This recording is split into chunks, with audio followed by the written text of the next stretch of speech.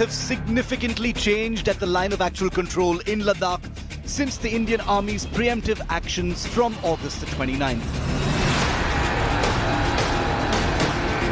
And now, with China dilly-dallying over the restoration of status quo ante at the line of actual control, India Today tells you about how a top-secret plan to create a quid pro quo situation was actually achieved.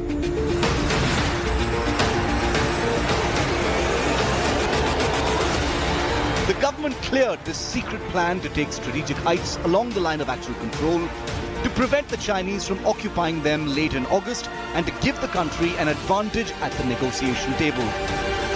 And we now know that the operation was codenamed Snow Leopard.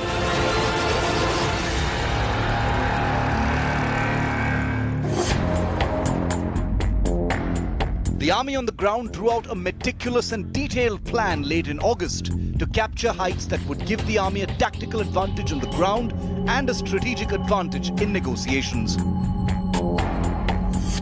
It is a detailed planning, almost about 2 months of planning. And when you say planning, it is a selection of troops, selection of weapon, their rehearsal, identifying the area, then meticulous execution. It is each and every detail because in any operation there are no runner-ups. The army identified peaks on either side of the Pangong Tso and also at Galwan, Gogra and other friction points. Specialist high-altitude warfare soldiers were drawn, and as China engaged India in dialogue, the Indian teams planned to occupy strategic heights. Each peak was war-gamed and a time was set for multiple simultaneous operations. The army initially waited for China to go back across the line of actual control and the restoration of the LAC and status quo ante.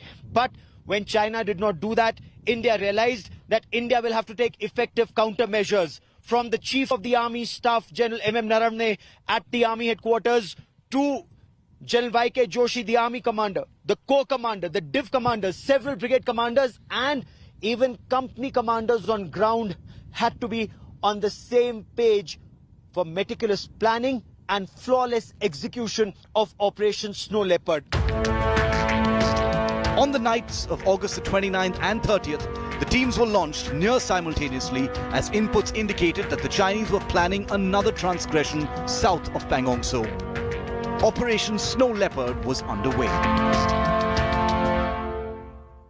I would say that the preemptive operations which are done on the 29th August, both south bank of Pangong Tso, north bank of Pangong Tso and other areas to dominate the area of LAC, they were done with precision. In fact, I would say the very planning, the move, the speed of operation and the boldness with which they're done is a classic example. And it's a competition with the other side because Indian Army do not trust the Chinese, and therefore it was important that it has to be done with precision and boldness.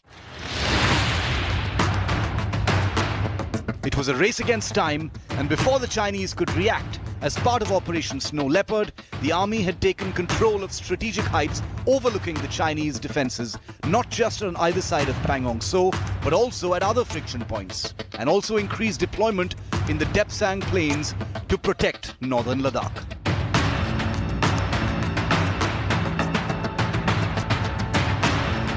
You've been hearing about the reports for over 2 weeks now, and now we tell you that it has a name: Operation Snow Leopard. Does this mean that China will now escalate the situation at the LAC between October and November like it did in 1962? Or has Indian Army seen through China's game, deployed soldiers not just on dominating heights, but also as part of Operation Snow Leopard, ensured that our boys are effectively looked after in terms of that supply chain, the logistics chain? One thing is very clear: the army is now deployed at the line of actual control for the long haul, and Operation Snow Leopard has many more. Indian Army has many more aces up their sleeve. With cameraman Kripal Singh in Ladakh, Gaurav Sawant for India Today.